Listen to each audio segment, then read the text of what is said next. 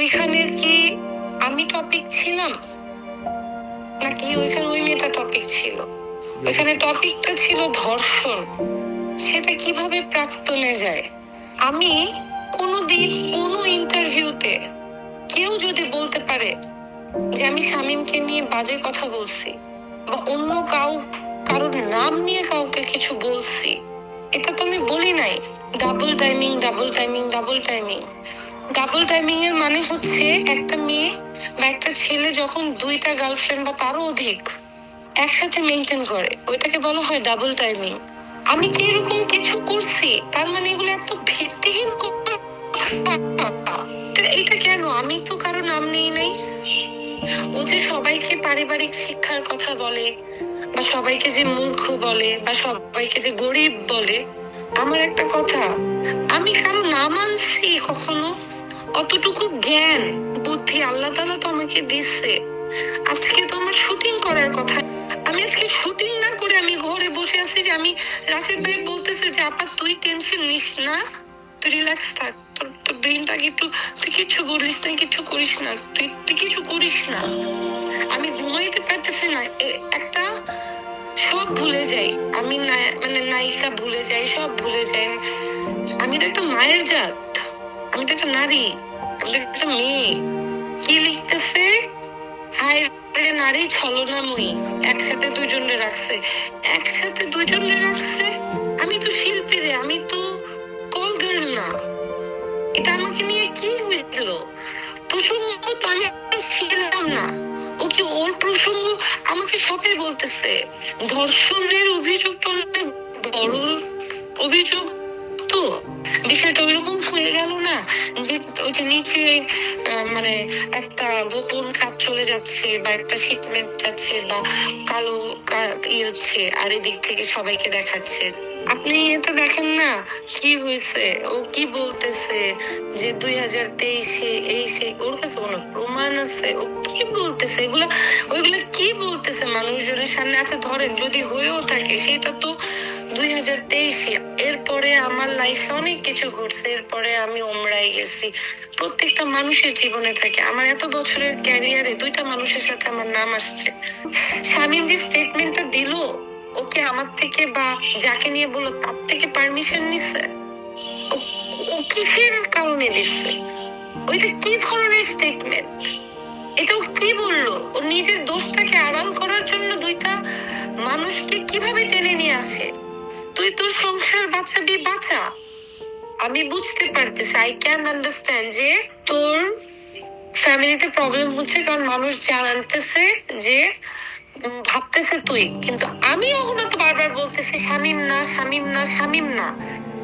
আমার মুখ থেকে যখন এতবার বের হয়েছে, সেখানে আমার পার্সোনাল লাইফ নিয়ে কথা বলে ও নিজের দোষটাকে আড়াল করে আমাকে ভিলেন বানাইলো, আমাকে সবার সামনে দুশ্চরিত্রা, আমাকে সবার সামনে ড্রাগ অ্যাডিক্ট, আমাকে সবার সামনে ডাবল টাইমিং করি, আমার লাইফে কি করছে, এগুলো তো ও ভিত্তিহীন কথা বলছে। এটা তো মান সম্মান নিয়ে কথা।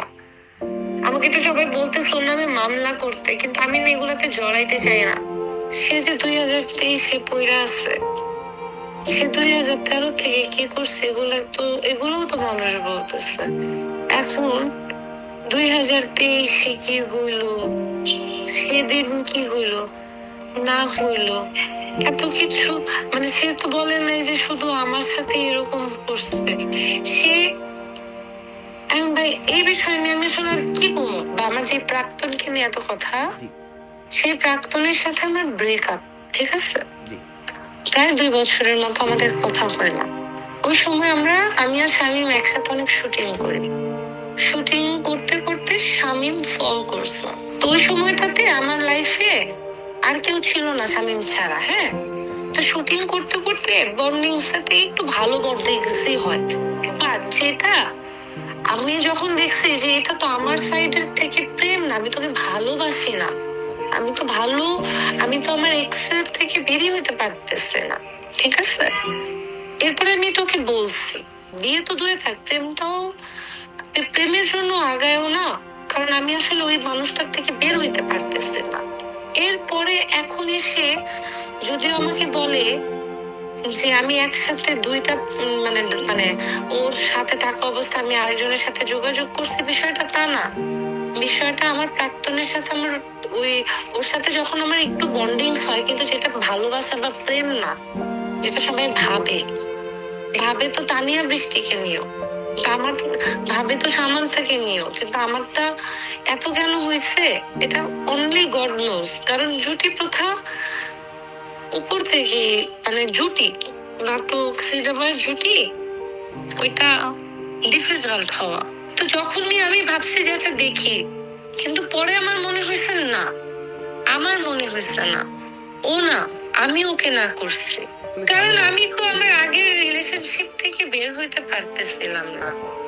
তার উপরে আমি যে বের হয়ে যে মানুষটার সাথে আগাবো, সেই মানুষটা যদি এইরকম হয়, শর্ট টেম্পার, যে কোনো কিছু বেফাস বলে দেয়া, তাইলে কি তার সাথে আগানোর কথা কেউ চিন্তা করবে? আমি আসলে এখনই আমি যাব না বলি নাই, আমি বলছি আমি যাবো কিনা আমি জানি না।